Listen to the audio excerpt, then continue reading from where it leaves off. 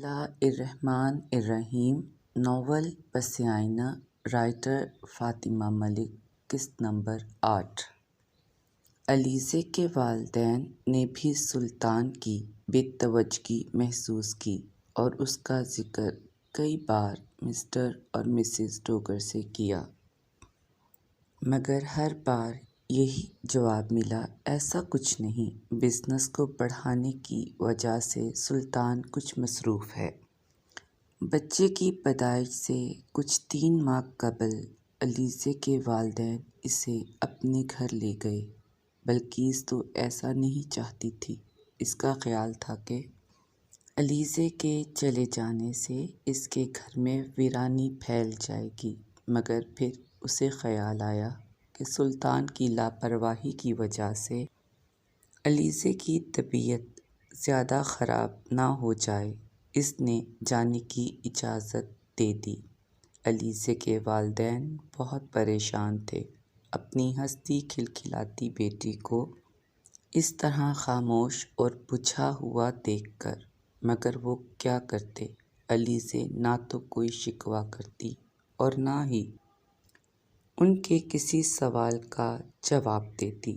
والدین کے گھر آ کر کچھ دن بعد علیزے نے اپنی ساری کتابیں پھر سے شیلف میں ترتیب سے لگائیں، بھائیوں اور اپنے بابا سے کہہ کر کچھ اور کتابیں منگوائیں۔ آہستہ آہستہ وہ نارمل ہونے لگی۔ جب سسرال سے آئی تھی تو چپ چاپ بس سب کو بات کرتے سنتی، کسی بھی بات میں کچھ نہ بولتی، یا جب سب اکٹھے بیٹھے ہوتے تو وہ اپنے کمرے میں چلی جاتی۔ مگر اب اس میں تبدیلی آنے لگی تھی۔ وہ سب میں بیٹھتی، مختلف معاملات میں اپنی رائے بھی دیتی، بھائیوں کے ساتھ مختلف گیمز بھی کھیلتی۔ بلقیس ڈوگر ملنے آئیں تو علیزے کو اس طرح خوش دیکھ کر بہت خوش ہوئیں اور مریم عباسی سے بہت معذرت کی کہ وہ علیزے کو ویسے خوش رکھنے میں کامیاب نہیں ہوئیں جیسے وہ عباسی ہاؤس میں خوش رہتی ہے۔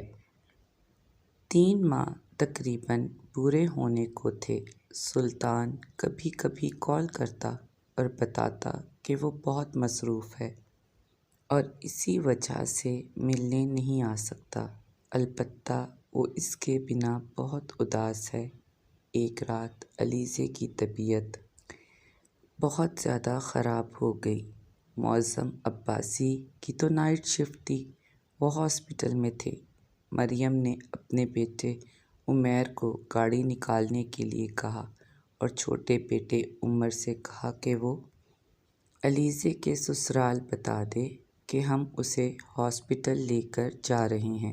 معظم کو مریم نے خود کال کر کے بتا دیا کہ وہ ان کے پہنچنے سے پہلے فارغ ہو کر گائنی وارڈ میں پہنچ جائیں۔ علیزے کو آپریشن تھیٹر میں لے جایا گیا اور سب باہر اس کی اور اس کے بچوں کی سلامتی کی دعا کرنے لگے۔ یہ بات پہلے ہی معلوم ہو چکی تھی کہ جڑواں بچے ہیں۔ سب ہاسپٹل پہنچ چکے تھے اور سب کی نظریں اس وقت سلطان کو ڈھونڈ رہی تھیں۔ سب سے آخر میں سلطان پہنچا، وہ بھی باپ کے بار بار کال کرنے پر۔ کچھ دیر بعد نرس نے خوشخبری دی کہ علیزے نے ایک بیٹے اور ایک بیٹی کو جنم دیا ہے۔ دونوں بچے مکمل صحت مند ہیں اور علیزے بھی بالکل ٹھیک ہے، مگر کمزوری کی وجہ سے فی الحال بے ہوش ہے۔ اسے میڈیسن اور انجیکشن وغیرہ دیے گئے ہیں۔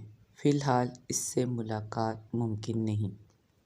چند گھنٹوں بعد وہ ہوش میں آ جائے گی تو ملاقات ممکن ہوگی۔ سب بہت خوش تھے، مبارکباد کا شور برپا تھا۔ سلطان بھی بہت خوش تھا، مگر اس کی خوشی کی انتہا نہ رہی جب نرس نے 2 پیارے پیارے بچے اسے تھمائے۔